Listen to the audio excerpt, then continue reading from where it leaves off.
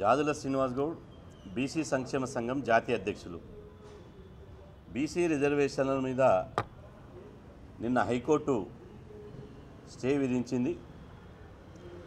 ఇది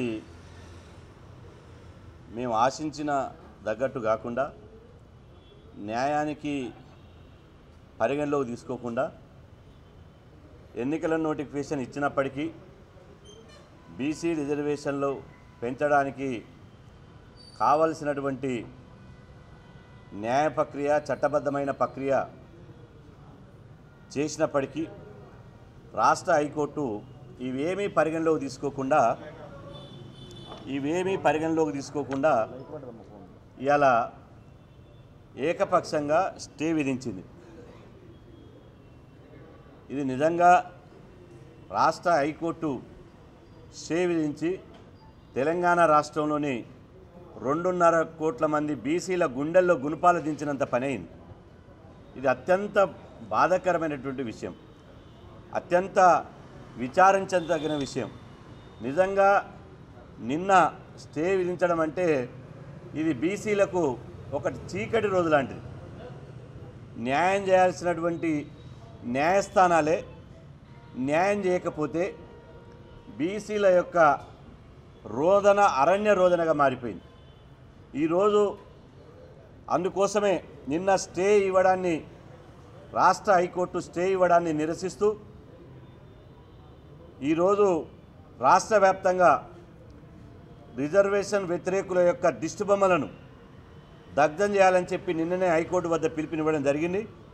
అన్ని జిల్లా కేంద్రాల్లో, నియోజకవర్గ కేంద్రాల్లో, రాష్ట్ర రాజధాని హైదరాబాద్తో సహా ఇవాళ ఉదయం నుంచి సాయంత్రం వరకు రాష్ట్ర వ్యాప్తంగా నిరసన వ్యక్తం చేశారు. బీసీలు రోడ్ల మీదకి వచ్చారు, రాస్తారోకలు చేశారు, ధర్నాలు చేశారు, బైఠాయించారు. దిష్టిబొమ్మలు కూడా ఎక్కడికక్కడ శవయాత్రలు చేసి ఊరేగింపు చేయడం జరిగింది. దిష్టిబొమ్మల్ని తగలబెట్టడం జరిగింది. ఈరోజు జరిగినటువంటి బీసీల ఆందోళనలు, ఈరోజు జరిగినటువంటి బీసీల పోరాటం ఇది మచ్చుకు మాత్రమే, ఇది ఆరంభం మాత్రమే.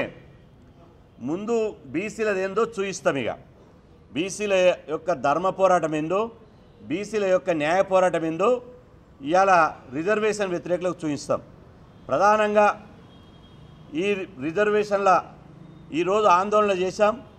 ఈ పోరాటాన్ని కంటిన్యూగా నిరంతరంగా ఈ పోరాటాన్ని ముందుకు తీసుకుపోవడానికి రేపు హైదరాబాద్లోని కళింగ భవన్లో ఏ తెలంగాణ ఉద్యమానికైతే కళింగ భవన్ కేంద్రమై బీజం పడ్డదో, ఆ కళింగ భవన్లో జేఏసీ ఏర్పాటు చేసి తెలంగాణ ఉద్యమం ఉధృతమైందో, అదే కళింగ భవన్లో రేపు మధ్యాహ్నం 2 గంటలకు కళింగ భవన్లో అఖిలపక్ష పార్టీలు, అఖిలపక్ష బీసీ సంఘాలు, మేధావులు, కుల సంఘాలు, మహిళా సంఘాలు, విద్యార్థి యువజన ఉద్యోగ సంఘాలతోటి రేపు భవిష్యత్ కార్యాచరణ చర్చించి ఉద్యమ కార్యాచరణను ప్రకటించడానికి రేపు హైదరాబాద్లో కళింగ భవన్లో సమావేశం ఏర్పాటు చేయడం జరిగింది.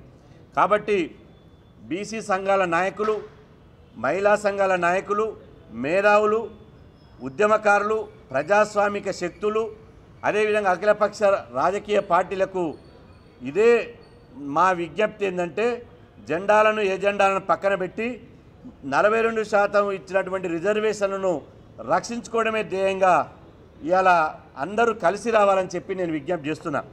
రేపు మధ్యాహ్నం 2 గంటలకు కళింగ భవన్లో జరిగేటువంటి ఈ అఖిలపక్ష పార్టీలు, బీసీ సంఘాలు, కుల సంఘాల సమావేశానికి ఇదే ఆహ్వానంగా భావించి ఇవాళ అందరూ పాల్గొనాలని చెప్పి నేను విజ్ఞప్తి చేస్తున్నా.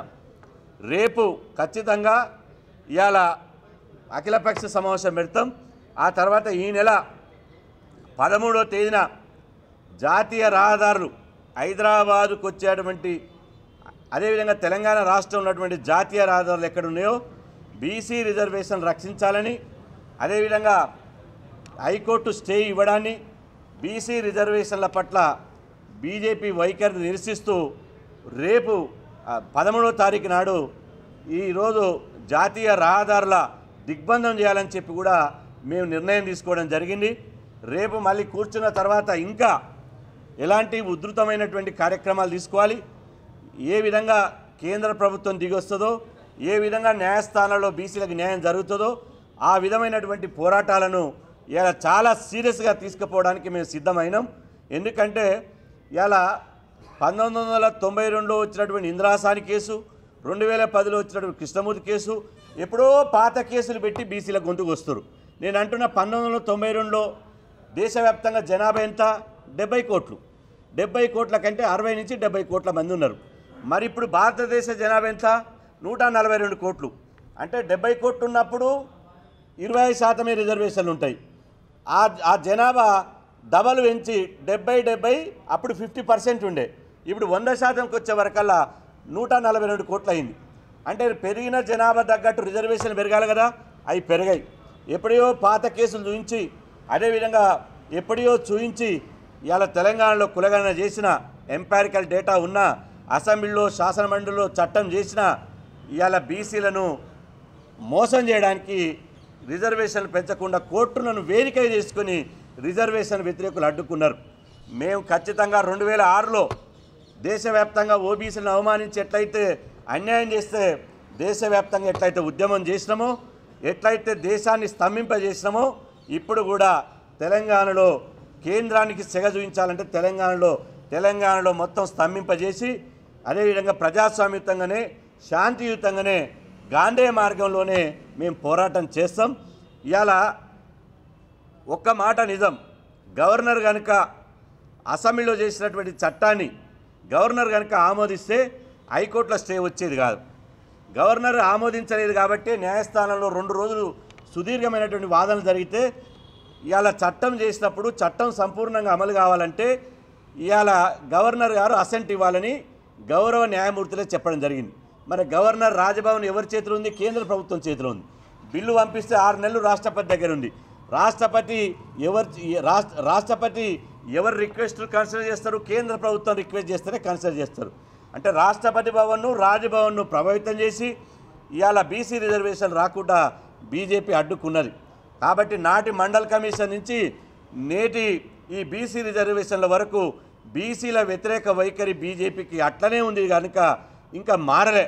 కాబట్టి ఖచ్చితంగా ఇవాళ బీసీలకు ప్రధాన రాజకీయ శత్రువులు ఒకవైపు రెడ్డి సామాజిక వర్గం అయితే ఇంకొక వైపు రెడ్డి పేద రెడ్లు కాదు, మాకు కలిసి వచ్చే రెడ్లు కాదు, అదేవిధంగా ప్రజాస్వామిక రెడ్డులు కాదు, గద్దొచ్చి కోడిపిల్లని ననకపోయినట్టు ఆధిపత్యం చేసేటువంటి పిడికెడి శాతం ఉన్నటువంటి రెడ్లు మాత్రమే మాకు రాజకీయ శత్రువులు తప్ప మొత్తం రెడ్డి సమాజం కాదు.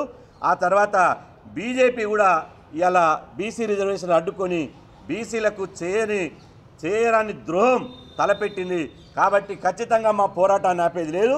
రేపు ఈ అఖిలపక్ష రాజకీయ పార్టీలు బీసీ సంఘాల సమావేశంలో చర్చించి ఇంకా మరిన్ని ఆందోళన కార్యక్రమాలు నిర్ణయం తీసుకుంటామని చెప్పి సందర్భంగా తెలియజేస్తున్నాం.